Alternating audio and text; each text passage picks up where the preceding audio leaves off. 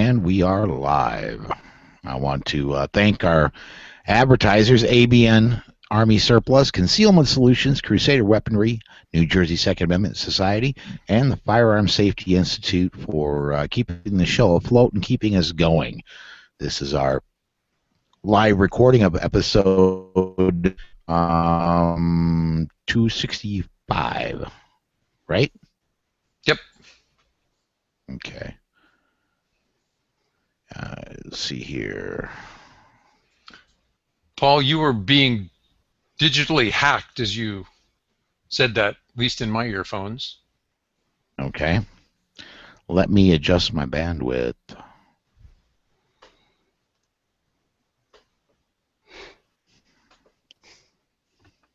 Paul, normally we don't put the number of the episode up in the top. You're welcome to. It's your show. Yeah. It's just the way I say it. Okay. Because it would, I only open, I've said it the same way for every episode I've been on for 2.5 years. There you go. It'll start rolling off the tongue, I'll look down and actually, buddy, I swear to God, that's not how you've been doing it, but do it any way you want. Really? Okay. Yeah. I'll take your word for it. I swear. All right.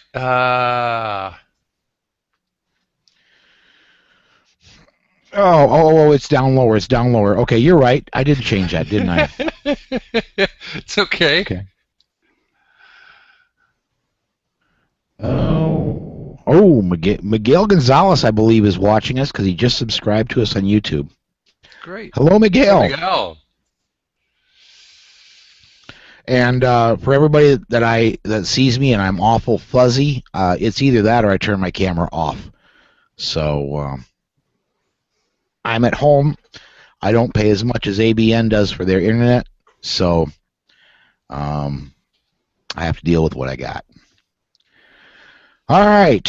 And besides, I look better this way anyway. the gentle focus makes you... Yeah. Actually, I believe that's how my wife and I kind of got together, is I got her drunk enough that she seen me like this. And right. No. All right. Let's go ahead and try and knock out this open. I do want to mention before we do the open that if you are a live viewer, you can click the Q&A button on Google Plus if you're there, and you can send us a live question into our broadcast, and we'll answer it on the air. Okay, and everything's ready on my end to record. So if you gentlemen are ready. Yep. Take us live. We are live, but I'm going to start recording. Coming back in 5.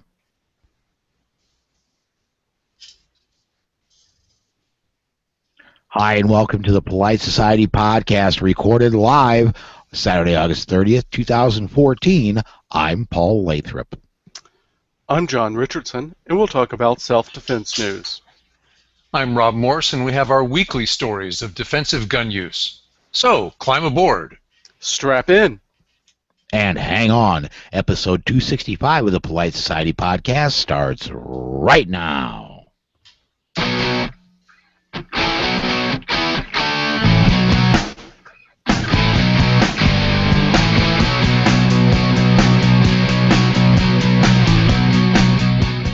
Hey, and welcome back. This is our personal news segment of the show, and I guess I'm going to go ahead and start things off. Got home on Friday in the afternoon, and I had to get a few repairs done to the truck, and I know it seems like every week this has been going on. This week it was the air conditioner, and in late August, that's not a great thing to have happen. So got that fixed, and I'm going to go ahead and take off on Monday. I am not a big person. I'm not a huge fan of the Labor Day holiday. And so, matter of fact, I consider it a communist holiday. So I generally don't observe it anyway. I don't get paid anymore. It's just that I get paid by mile. So if I take Monday off, I don't get paid. So I just plan on getting paid this week. And I do want to mention real quick, I'm kind of looking for a little bit more help with the Great Plains Second Amendment Society. That is something I started a couple years ago when I started doing some public speaking. And it's been backburnered, and we've started doing some things. We did a food drive and a family shoot here a little bit ago, and that food drive went really well, by the way. But we're starting to do some things, and I want to expand it. We've got one person in Kansas helping us out, and I certainly appreciate I appreciate that person kicking in and helping. We've got Shelley up here in South Dakota helping out with South Dakota, but if you live south of the Canadian border, east of Montana, north of Oklahoma, and west of Illinois, and you're interested in helping out a little bit, shoot me an email at paul@politicsandguns.com. What I'm mainly looking for is for people to help with our Facebook site and on our website right now.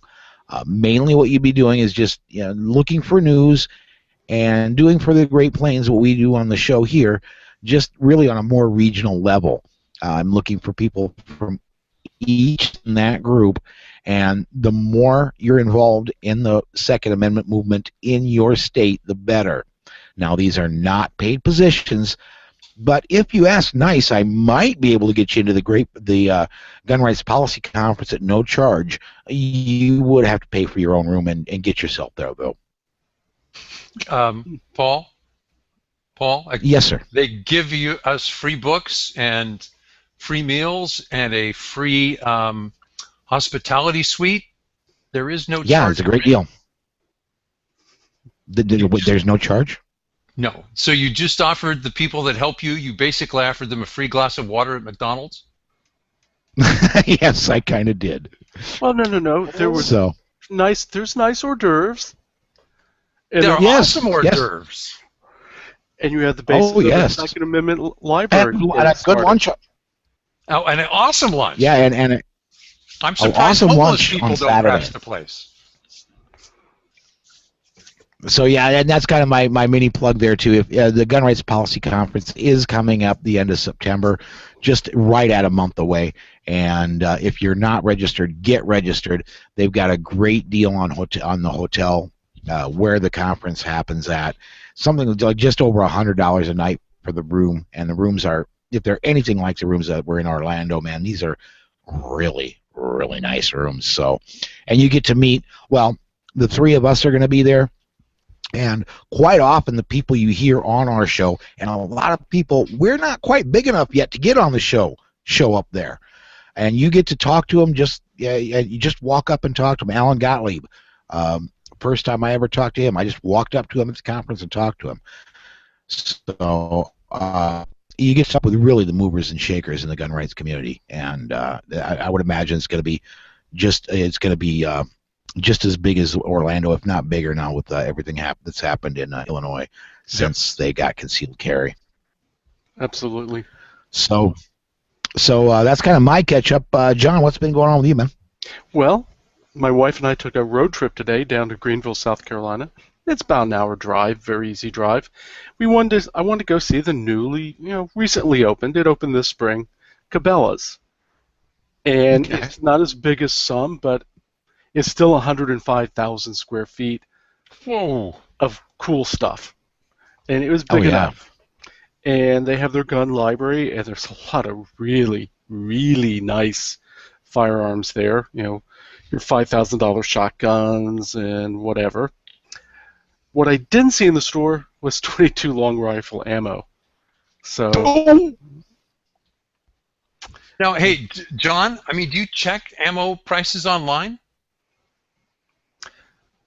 Lots of times I do. Okay, because I can. Now, I have to pay for it, but I can find 22 long rifle online. Well, I'm sure I can find it online if I look hard enough. I always tend to look at the big box stores, the Cabela's, the Walmarts, just to see if they have it in stock. Cause the price often is cheaper. Yeah, my it's experience. Also more convenient. Yeah, it is more convenient. We were there this morning. I don't find their prices that much lower, but boy, shipping lead and brass is expensive. You're right Well, there. yeah, that stuff isn't. I mean, you're not shipping those foam peanuts. Foam I mean, earplugs. yeah. Yeah. Oh, you mean the rubber bullets? Yeah. Yeah, the lead and brass weighs a bit. Whew. So, Rob, what's been up with you, man? Just working at work and working at home. Nothing gun related. A little dry practice. On my to-do list is I need to buy some more ammo. Yeah, me too. And that kind of torqued me off. We have a brand new Walmart. And I'm sorry, it just popped in my mind. We have a brand new Walmart about 3 miles from where we live, and the next closest Walmart is right at the same distance, but it's right in the middle of a busy section of town. And so it's just the new Walmart's on the very edge of town, and so we prefer going to the new one. And we go in there, and we are picking up some stuff. We go in there Friday. We're picking up some stuff to come back home with, groceries for the weekend and a few other things. And we go by, and you know what? They got a lot of 40 Smith & Wesson ammo, and it's a decent price. I think it was something like $14 a box. And I'm like, yeah, I'm going to get a couple boxes of ammo while I'm here. And do you think I could find one person that could unlock that cabinet and sell me some ammo? And there wasn't a press this to ring for human being button somewhere? No, there wasn't. Okay. So I let them know up at the registers. They said, well, we can send somebody back there. I said, I don't think, I'm kind of torqued right now. I might just go down to the local gun store and buy some ammo, which really kind of torqued them off. So. I mean, I've had that same thing happen to me in a Walmart, and I just kind of walked away. We waited like 15 minutes and nobody showed. Yeah, we were wandering around the sporting goods sections and there's some really cool stuff there. They had some gun cases, some plain old gun cases out that I really was kind of drooling over. But we waited and waited and waited, and we finally started walking around looking for somebody. I mean, even an automotive that worked at Walmart, and just couldn't find anybody. So. Well, let's go ahead and do this. We're getting the zombie apocalypse. That's what it was. They're all gone. Doggone it! If I knew that, I had my knife with the window breaker. Right. Yeah, knife with the window breaker on it. I couldn't. Yeah, right there. All right, let's go ahead and jump off to break then, and we've got a lot of news to do. So we'll get into that when we come back right after this. Okay. Yeah, it's like this zombie apocalypse bumper sticker I saw the other day. It said the hardest part about the zombie apocalypse is not acting happy about it. What is it? The hardest part about a zombie apocalypse would be pretending I'm not excited. That's so weird. That's way more confession than we ought to hear.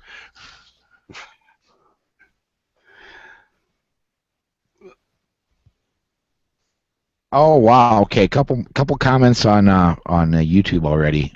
Miguel says salutations, and River Rat, I believe that is Greg from Bremerton, is saying greetings from Dad's Travel Center, Idaho Falls, Idaho. They have free Wi-Fi.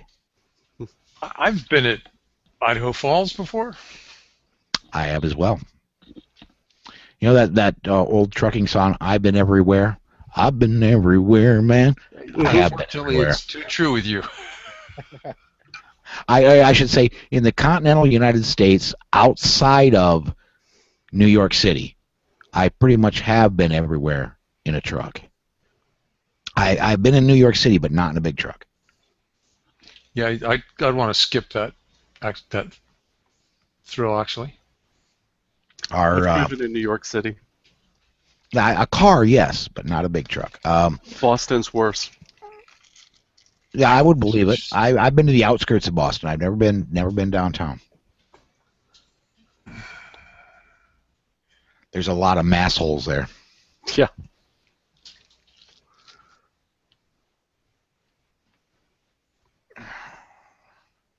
All right, let me see here. Where am I at? Why don't we see? We got 1, 2. I got all of them, I think. I'm just gonna get when we get about 12 minutes. Yeah, sure. I'm gonna go ahead and Just kick us to break. Write us in, right? Paul, John. I get to make fun of DC. Yay!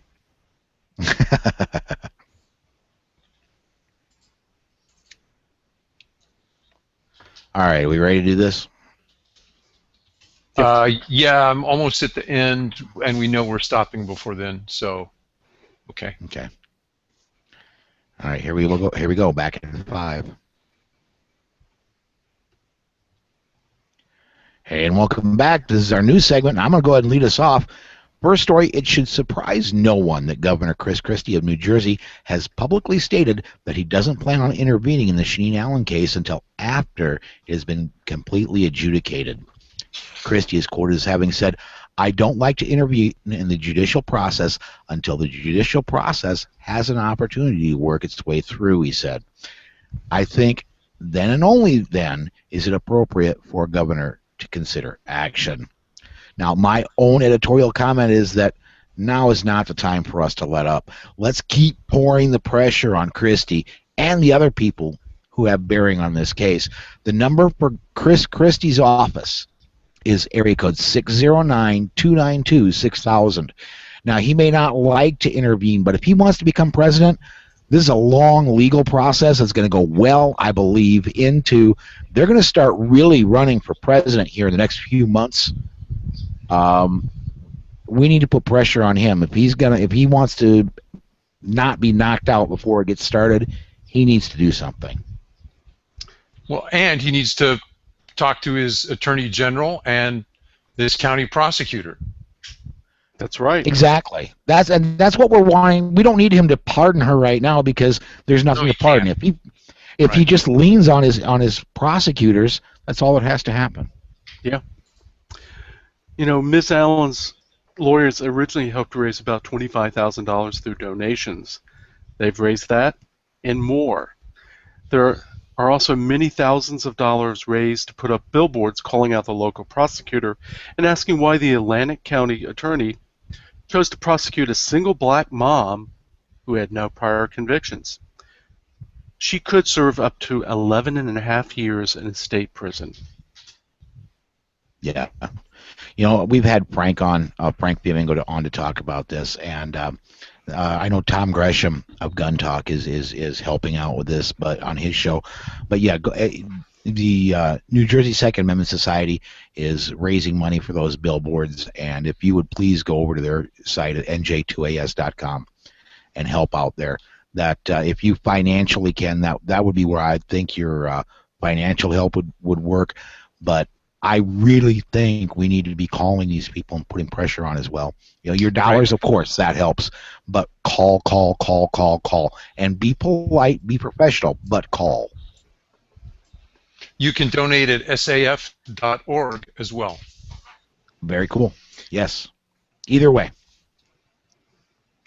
In a continuation of the theme we've had over the last several episodes, here's a positive news story in what's usually termed, air quotes here, the mainstream media. The article appeared on time.com, and they advocated teaching your children to shoot. What's even more amazing is that this appeared after the news broke about a shooting instructor who lost his life in a tragic incident with a child shooting a full auto Uzi. In fact, in the article, it's mentioned right at the beginning. The story is well written. Wow. It's worth a read. Wow. I was really stunned that they put that article up, and again, right at the beginning of the article, they bring that up, and it's even so. These are the reasons it's good to have your children learn how to shoot. And I was like, wow, this is time. Holy cow. Exactly. Wow. Well, Jacob Smith is a junior at the University of South Carolina. He carries an empty gun holster around campus as a political protest, and he's not alone. Smith belongs to USC Students for Concealed Carry.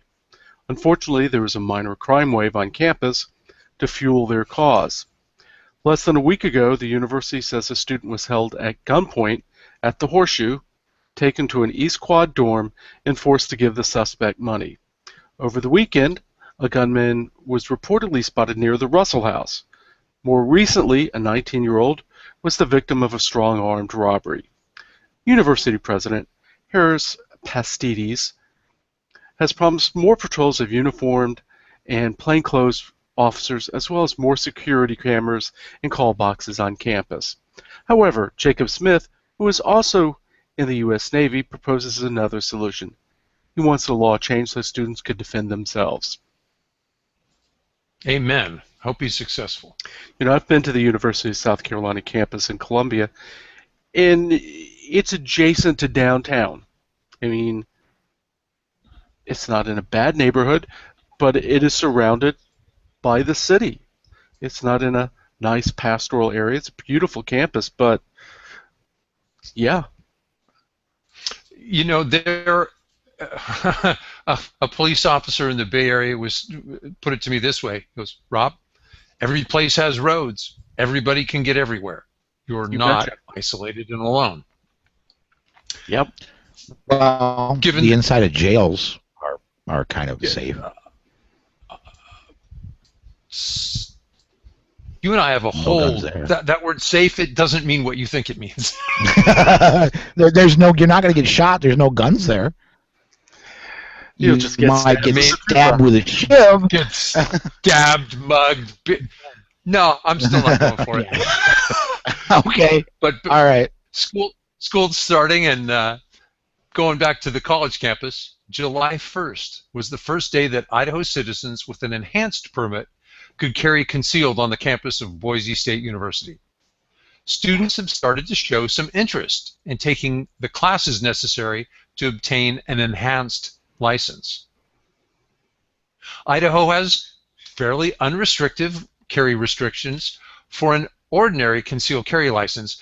Coursework for the enhanced license covers more legal education and mandatory range time. Now, there's no the streets around Boise State. They're not running with blood. You know, not only the drainage system isn't that good, but not even a drop. Wow. Who knew? Cool. Huh? All those newspaper articles were wrong. Yeah. There's two ways you can go. It looks like the University of South Carolina in that previous story is looking to turn its campus more into a police state.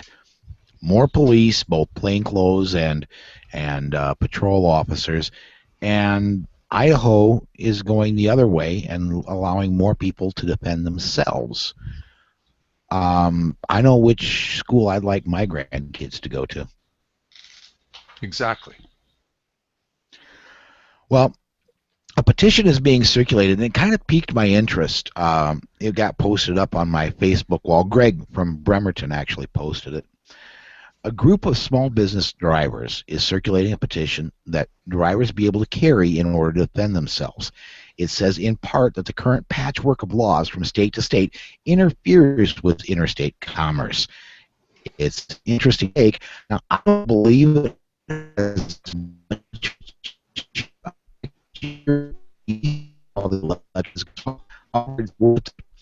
and thanks to Greg for sending it again. And what do you guys think? I mean, the way they're going at it is by not allowing drivers to defend themselves here in commerce, which allows the federal government to step in.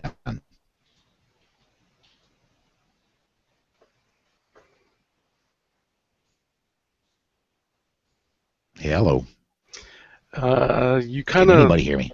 I can hear you. But it got digitally hacked up. Okay. Let me create an edit point here. Just a second. All right. Let me take the second half of that story again. Now, it says in part that the current patchwork of laws from state to state interferes with interstate commerce. It's an interesting take. I don't believe it has that much of a chance until at least next year, depending on how the elections this fall go, but it's worth a look. Again, I want to thank Greg and Bremerton for sending that one in. Now, guys, the way the petition is worded is the reason the federal government has the ability to step in is because of it interferes with interstate commerce and the drivers not being able to defend themselves. It gives the government authorization to exchange and universal reciprocity. What do you guys think? I mean, the Commerce Clause does give the federal government the ability to regulate interstate commerce and things that affect it, and that they use it against the gun rights movement in saying that, you know, a gun made in Montana, sold in Montana, staying in Montana, still has to go through the NICS check, still has to be part of ATF, et cetera, et cetera. So why not? I mean, they said that you growing your own fruits and vegetables is part of interstate commerce. So they've interpreted it extremely broadly. Yes, regulations that limit your ability to protect yourself as you transit from state to state certainly interfere with interstate commerce. My only fear is that you would have a national concealed carry law that would impose California shall issue type regulations on us. Other than that, that's why I just want to see plain old reciprocity. Do you mean may issue, John? Yes, pardon me, may issue, not shall issue. I have shall issue. You have no issue. Well, we haven't. He's got issues. He just can't get a permit. I know. I tried to get in there, but he beat me. All right.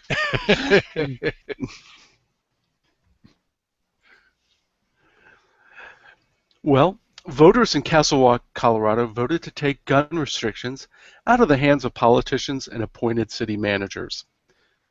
The votes were finally counted in the special election, and now the voters have the authority to decide if guns are welcome on city property.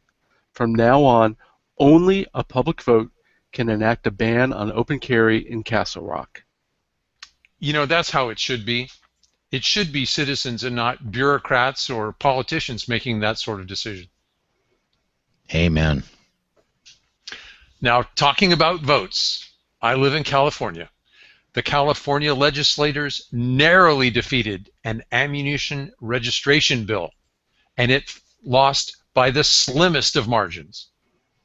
The final vote on California Bill SB 53 was a tie. So the bill is dead for this year. That was in its third reading. What the bill would have required is that you would have needed an ammunition buyer's ID card to buy ammo in this state, even if you're from out of state. It would have required a fingerprint check to buy ammunition. The bill would have made it illegal to buy ammunition online. In fact, you could be arrested for picking up my ammunition from the ground at the range. Clearly, whoever wrote this bill has never been to a competition where you eject the last round and, everybody picks it up and hands it out. I reached out to some of the legislators so that we might get to hear from them next episode. I certainly hope that that you can get that done. I hope that some legislators will come on and talk, because I think it's even though it's not you don't get rights back, I think it's a victory for California because you don't get any more of them taken away, at least in this circumstance. Well, one of the legislators, I've shot with him before, he spoke on the floor of the assembly and goes, it's interesting the way they speak. Before they can present anything, they have to ask the presiding official if they can have permission. He goes, could I present something in my discussion? He goes, what is it? He goes, a picture.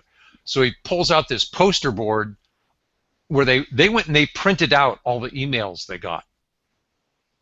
23,000 emails saying, stop this stupidity.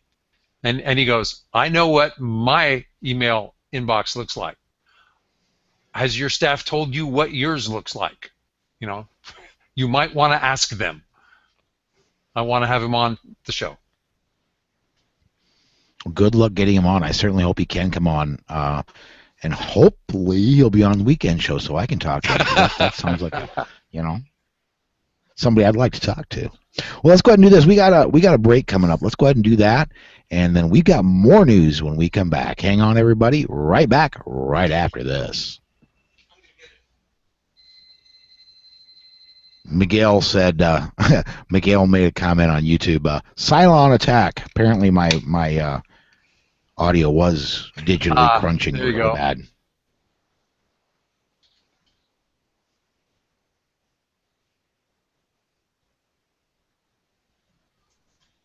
Okay. And one more. Greg in Bremerton, in case the link won't open, man scares off attempted robber in Bremerton's store.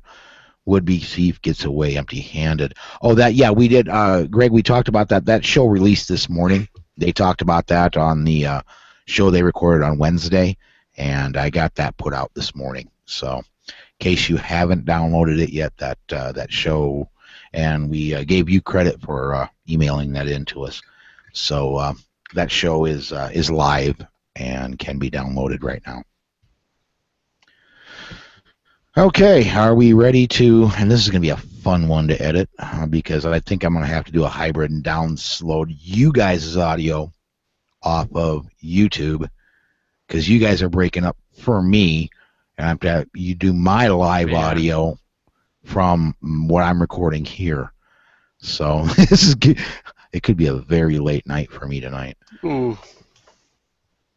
Is there anything I can do to limit my bandwidth to help you? No, not really. It's just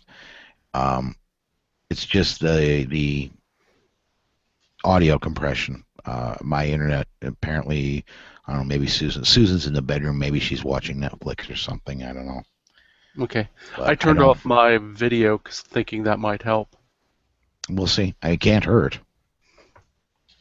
So, all right, are we ready to go segment number 2? Does somebody else want to take that first story? Because I brought us in every time now.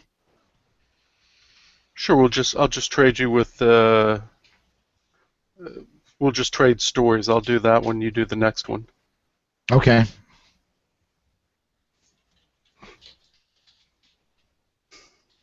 I didn't even type my own damn name. Yep. No.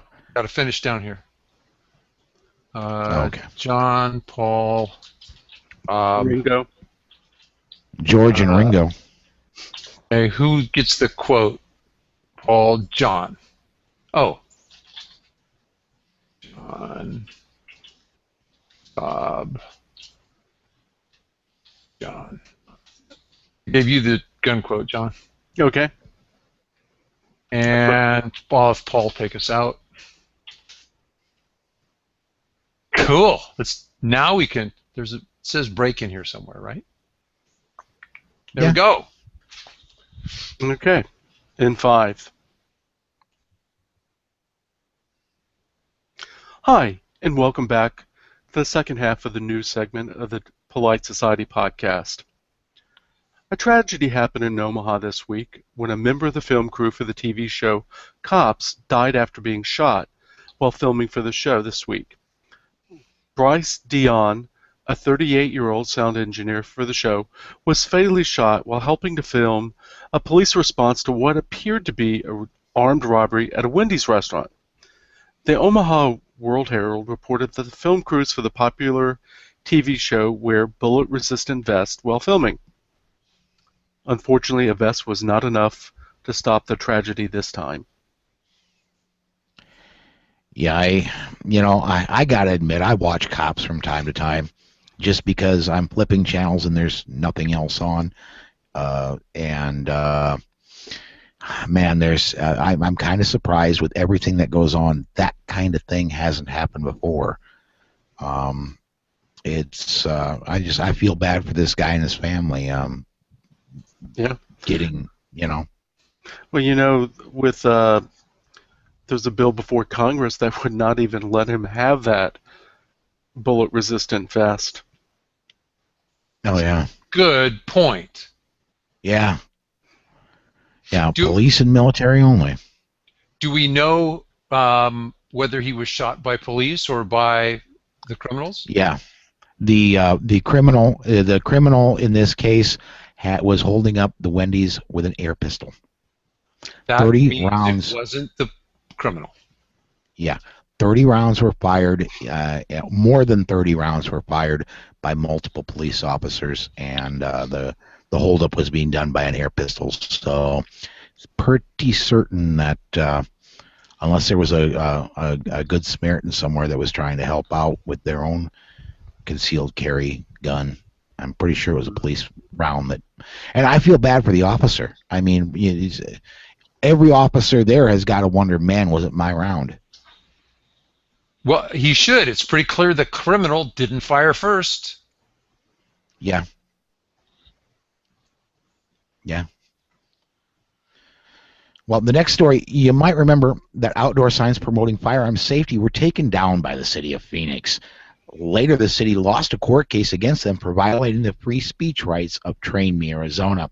Now, here's a similar situation in Washington, D.C. Project Child Safe wanted to run advertisements at major airports across the country. The ads advocated responsible gun ownership and said, quote, own it, respect it, secure it. The advertisements went up in Hartford, Springfield, Las Vegas, Little Rock, Providence, and St. Louis, but Reagan National Airport in Arlington, Virginia refused the advertisements. So that's free speech for me, but not for thee in D.C.? Hey, you're a poet. It looks like the Second Amendment is too political for D.C. Well, go ahead. The First Amendment as well. Yeah, which one do? Absolutely. Let me see. Which one do they respect? Also in Washington, D.C., there was an anti-regulation article in the conservative Washington Times. The article said that gun control is really about control rather than about being about firearms or the Second Amendment. And I quote, "The origin of gun control is actually the statist belief in big government. Too many activists and politicians crave the power by controlling people's lives to the smallest degree. They find fulfillment in believing that they are improving society by making better decisions than ordinary people could make. It's the ultimate loss of freedom when your personal safety and your families must be entrusted totally to government.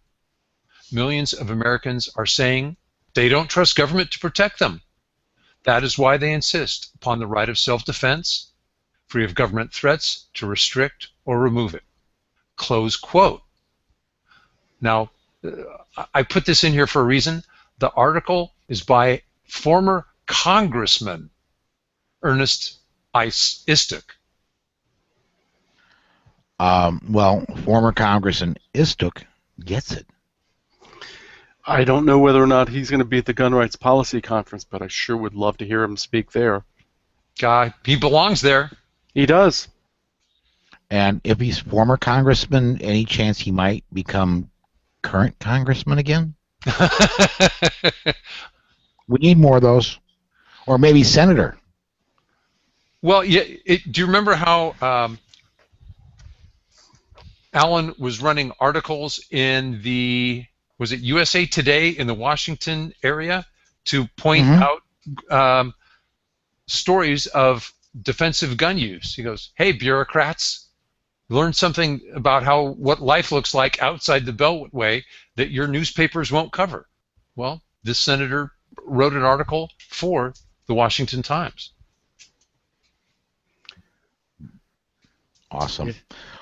Well, the next story then, the Clearview, Colorado Library is being sued.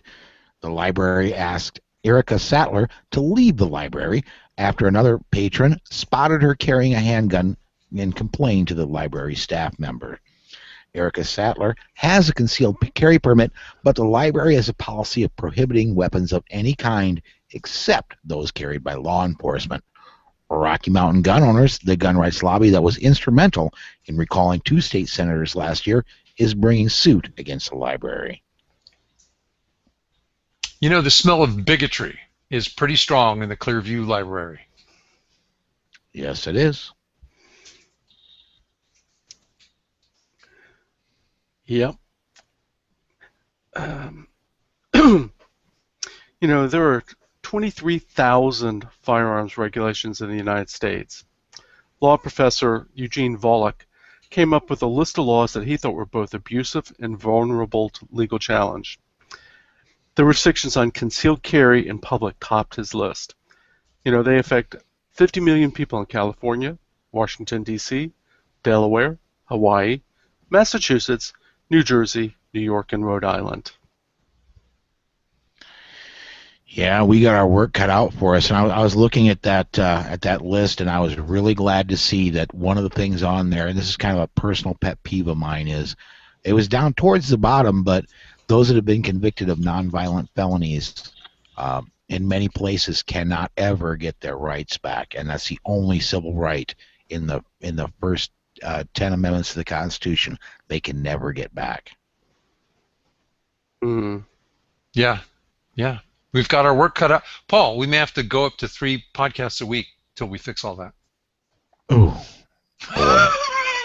It's a sacrifice. You're gonna build the show for 2 of them? Yeah, Lord. Yeah, when I retire. Our friends in Montana can use our help. Gary Marbut is running for the Montana House of Representatives. Now, Gary is no stranger to Montana politics. He was president of the Montana Shooting Sports Association and helped enact 64 pro-gun bills in the past 30 years. Gary was named by SAF, that's the Second Amendment Foundation, as the Grassroots Activist of the Year. He was named not only once, but twice. Gary's vowed not to take any money from special interest groups, but only from individual contributors. You know, he needs our donations to mount an effective campaign. Links are in the show notes. And until the Billionaires for Liberty start spinning, it's up to us little guys to get the job done. Amen, John. Yeah, and now is he running? I hate to ask this, but knowing politics up this far north as good as I do, is he running Republican or is he running independent? He's running independent. That's going to be a tough road for him to hoe. I certainly wish him the best, and he needs our contributions more than ever if he's running independent because, Republican is really strong in that state. Well, they've got a Democrat senator. 2 Democratic senators. But he's running for the state house, isn't he? Right. Okay. Oh. So okay. It's local. Okay. Yeah, very cool. It may just mean he's up against a machine Republican in that area, or a machine Democrat, and chose to go independent. Yeah. Well, statistics appear to be on our side again in Illinois, or more specifically, the Windy City. The Blaze reports that crime rates year to year are appearing to drop, even though not one single tactic has changed in policing policies during the same period. Both robberies and burglaries are down 20%. The only change, according to the Blaze, is concealed carry licenses, which now number over 83,000 being applied for, and with 68,000 having been granted so far in Illinois since January. Now, some police tactics have changed. The Illinois, I'm sorry, not Illinois. The Chicago police are so pressed for money, they've actually withdrawn some of their detectives from high crime areas to put them in the expensive suburbs so that their expensive clientele don't complain. Wow.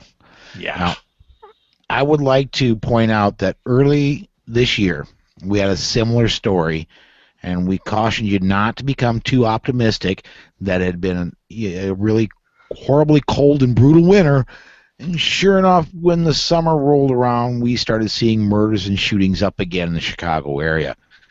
Are the numbers good news? Yes, they are. However, before we claim any sort of victory other than individual DGUs, let's wait another few years and let a real trend happen other than just a few months of a trend. You can't really track this close. Things can go awry, just like they did the past winter when a lot of people were jumping out and saying, look at this just a few months in and murder numbers are way down. Well, there could be other things that lead into it. So I'd like to encourage everybody. It is good news, but be careful. Yeah. Crime falls with the thermometer?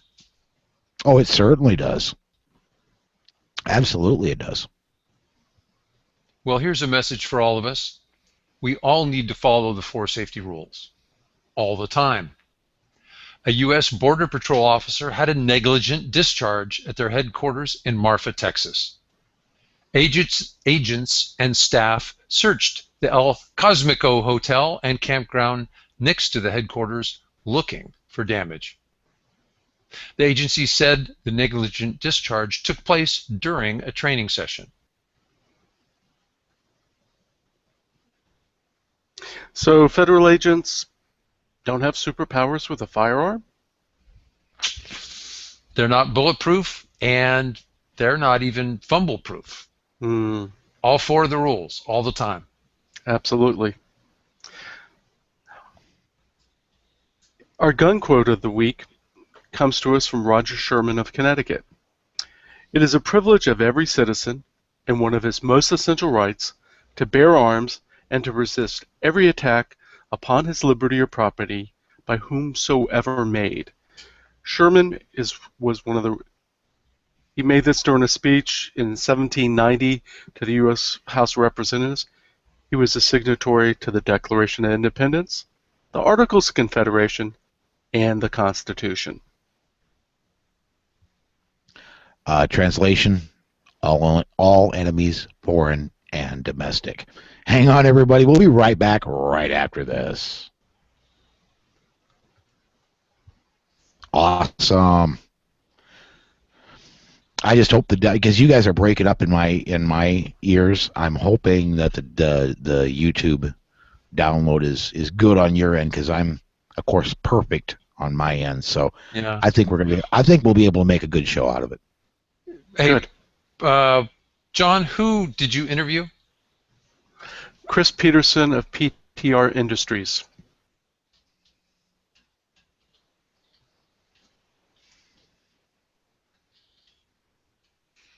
Okay. So. And we just got a comment in on YouTube. Greg says the audio has improved once we cut the video off. So, are you guys breaking up to each other? Are you guys clear? Good. Yeah. Good. Because that means this is still going to be a good show then. I'll be able to do a artificial 3-way. So, hey, John, do you know? Stop. Do you know? John, do you know? Is it Peterson S-O-N or S-E-N? S-E-N. Oops. Okay. Because he and I had that discussion. It's the Danish spelling. His family moved down from Canada. Okay, now we got to sort out DGUs, huh? Rob, you get the first one because I want you bringing us in. You haven't brought us in yet. Okay. I'll take the second one because I want to make fun of this guy. John goes to the Midwest. You get the next one. John after midnight. Okay, good.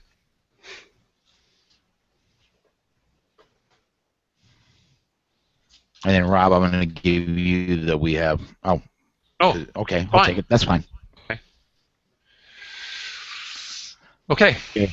5 seconds.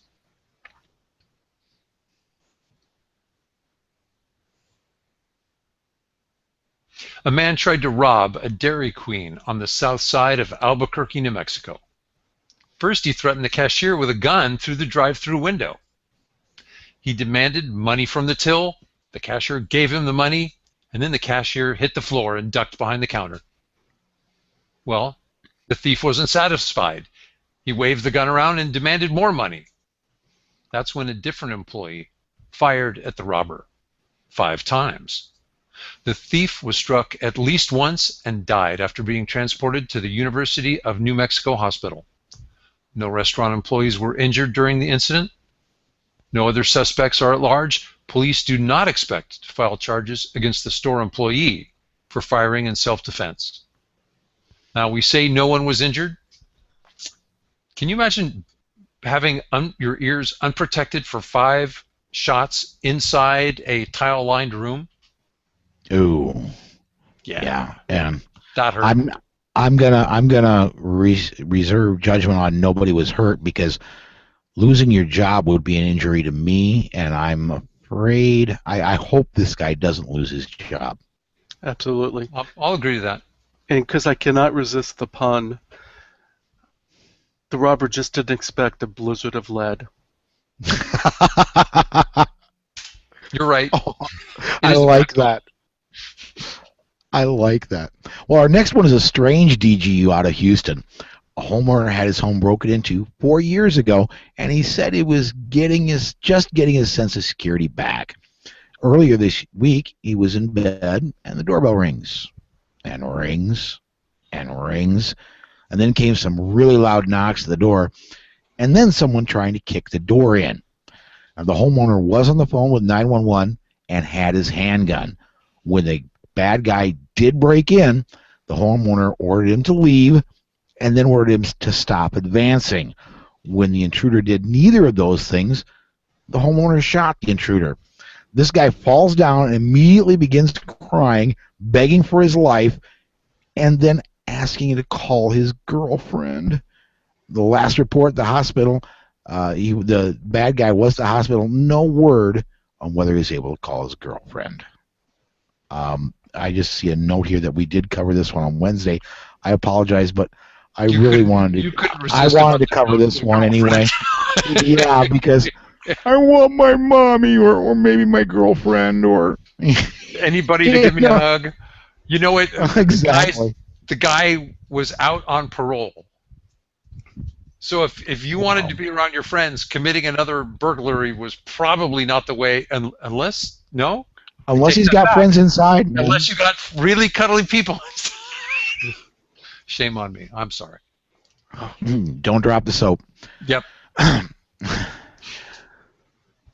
Well, the Indianapolis Star reports that the Indianapolis Metro Police are investigating an early morning armed robbery in which they say the homeowner fought back and a suspect was shot. 2 or 3 men were trying to break into the home about 3 in the morning. The homeowner struggled with the men over a gun and shot one of the suspects. A woman and a small child were inside the home at the time and fortunately were not hurt. There were bullet holes in the home's front door and blood on the front porch and driveway. A short time later, a man with gunshot wounds in the leg and back showed up at a Circle K gas station and was taken to a local hospital in critical condition. I would like to jump in here and say it doesn't say whether the gun belonged to the homeowner or to the bad guy. Now it's easier, believe it or not, to stop a bad guy if you use your own gun rather than trying to fight and take the bad guy's gun away from him. Also, if it is the case that the bad guys were the one that brought the gun in, it kind of, shoots holes in the theory, so to speak, that if you have a gun, the bad guy will just take it away from you and shoot you with it. Yeah. Yep. And as Paul often says, nothing good happens after midnight. And that was the case early Friday morning in Darlington County, South Carolina, where 2 armed home invaders forced their way into a home just after midnight. One beat a female on the head and then hit a 11-year-old boy several times about the face, while his confederate held a second woman at gunpoint. Unbeknownst to the home invaders, there was a male resident asleep in another area of the house who woke and armed himself with a rifle before checking out the commotion. He exchanged fire with the home invaders. The home invaders fled, but not before killing the family dog. However, Marcus Benjamin, 25, was found dead about 75 yards from the house. Deputies later picked up the other home invader, Brandon Lunn, and have charged him with multiple felonies. Darlington County Sheriff Wayne Bird said he doesn't expect any charges to be filed against the homeowner. Quote, "It's more a matter of defending yourself, defending your family, providing for the protection of your own life and your own family's life and their well-being." The news stories didn't have any word on the condition of either the man or the boy that were assaulted at the time, so we hope that they're okay after this incident. You know, it also didn't say, but I expect the intruder would be charged with murder, since he was an accomplice in a crime that ended in the death of his accomplice. I think you might be right. Felony murder. Yeah. Yeah. I would like to, how do I put this? You hold somebody at gunpoint in a home invasion. I am going to find myself really working hard to try and find any empathy or sympathy for the person that lost his life. The right person got shot, I guess is what I'm trying to say. And you're beating up children and women during a home invasion, and yeah, that makes it even harder for me to have any sympathy with you if you get shot. Yep. I wish I had a larger character. I don't. Not to mention you killed the family dog. Ah, good point. Yeah, and that alone, I think, in most southern states is a felony, possibly death penalty. You know, It's a hanging offense. The hanging offense. Exactly. Well, I do want to mention we have links to each of our news and defensive gun use articles at PoliteSocietyPodcast.com if you want to share them with a friend. We do have a tips and tricks segment with Kathy Jackson coming up, and then we got an email segment. So hang on, everybody. We'll be right back right after this. Awesome.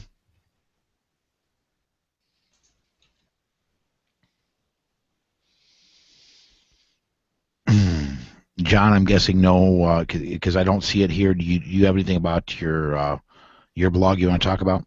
No, I really haven't done anything after Wednesday. Okay. No new YouTube comments, and nobody's in the chat room. Just me. So.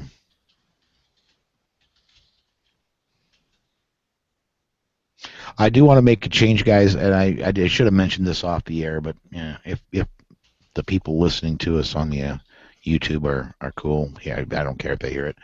When we do the close, when we go into it, that wraps up the episode of the Polite Society Podcast instead of trying to change each week, because what we record on Wednesday goes out on the weekend, and what we record on the weekend goes out on Wednesday. Let's just change it to until next time. There you go. Works. Sounds good to me. I have heard one thing that was effective. I've heard people say that wraps up this Wednesday edition of, or this weekend edition, so that people are reminded when we recorded, but it's not worth it. No. You know, I really wish I could you just win the lottery so that I would be able to record with you on Wednesday to start with, but when we record those, I could kick them out on Thursday. Right. You know, and because we're giving up, no matter which one it is, we're giving up about 3 days of lead time to the regular press to actually talk about this stuff. We're still usually beating them, but still. Yeah, I know. Okay, so you're going to do that, Paul, and leave that with Paul. Okay.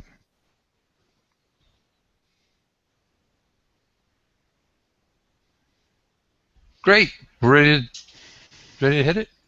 All right, here we go. Coming back in 5. Hey, and welcome back. This is our email segment, and we just got one email this time. TJ emailed this one in.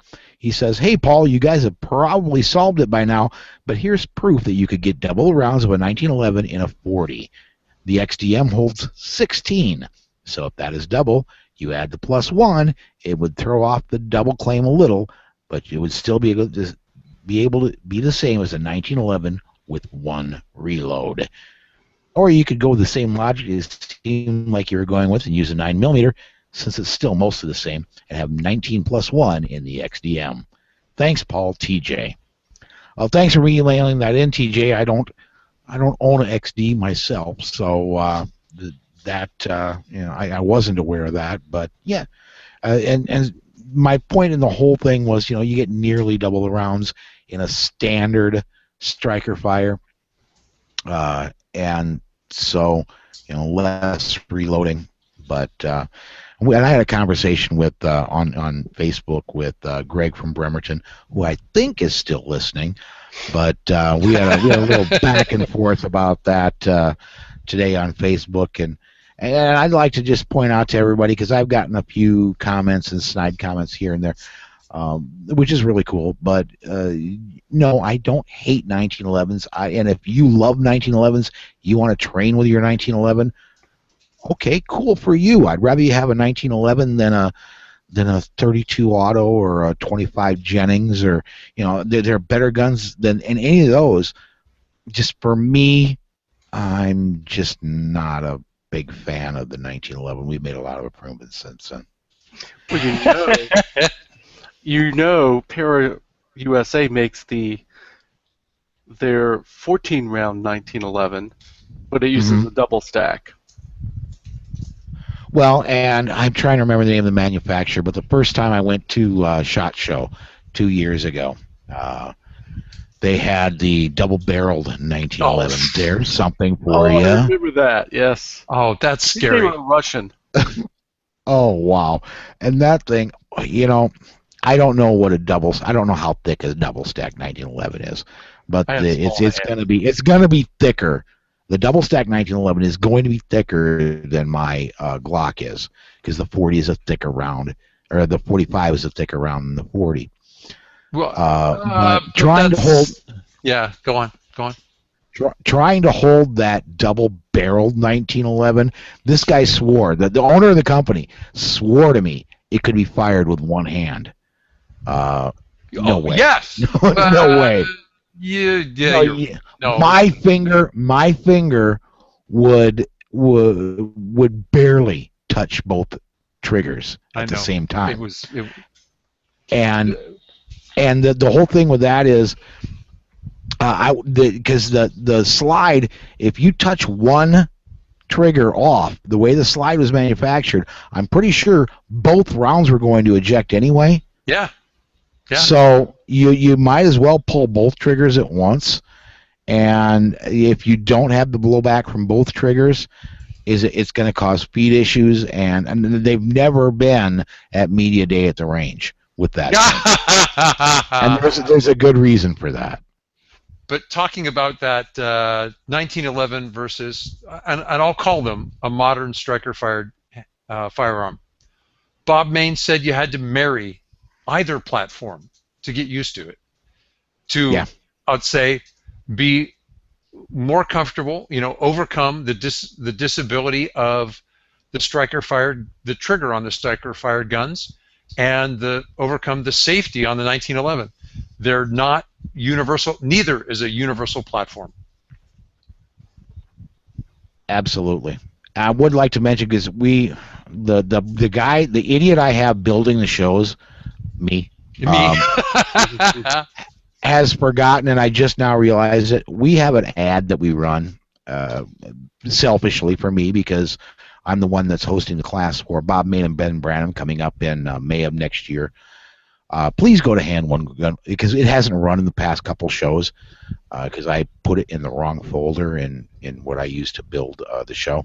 Oopsie. But please go to handgunworld.com. Bob Mayne, Ben Branham coming to Sioux Falls May of next year for Beyond Concealed Carry Enhanced. It's going to be really cool stuff like hostage taking, not your regular concealed handgun class. This is absolutely an enhanced class. Please go to handgunworld.com, look at the training tab, and get registered for that class.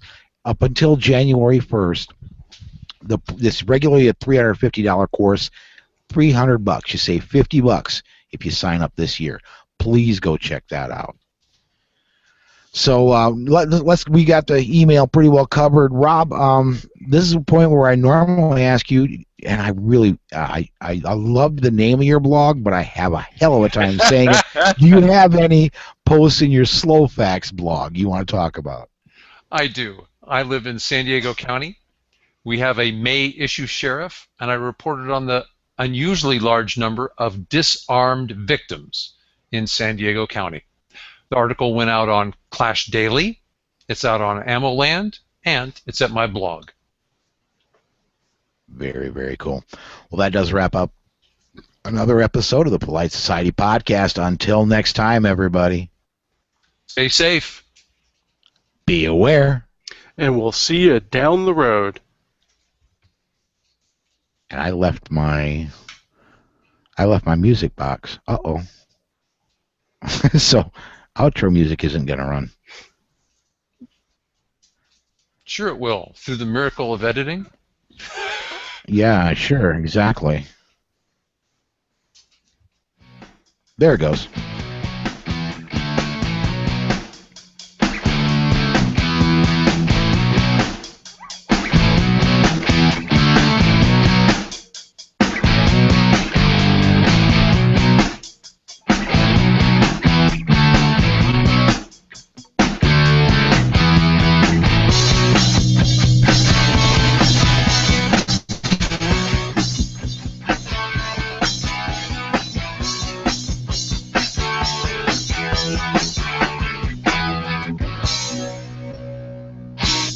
The views and opinions on the show you just heard are those of the host and the guest and are not necessarily the views of any sponsors or other affiliations. But hey, not everyone is as smart as we are. I love that kicker at the end. Me too. It sounds almost like Slamfire Radio. What's their little kicker? They say don't do anything you hear about at your house. Go to a friend's house instead or something like that? Yeah. Yeah. Don't try anything you're about to hear about. Anyway. Yeah. Oh, don't try this at home? Go to a friend's house and do it there. Exactly. Yeah, let them repair the walls. Well, I do want to mention to our live viewers, again, thank you to ABN Army Surplus Concealment Solutions, Crusader Weaponry, New Jersey Second Amendment Society, and Firearms Safety Institute. Come join us next weekend when we do this again. I don't know if I'm going to be here or if I'm going to be at ABN, but we'll have more fun and merriment next weekend. So thanks for joining us. I don't see any more comments on YouTube, and no comments in the chat room, so I think we're ready to go ahead and take us off air. So I'm going to do that just now.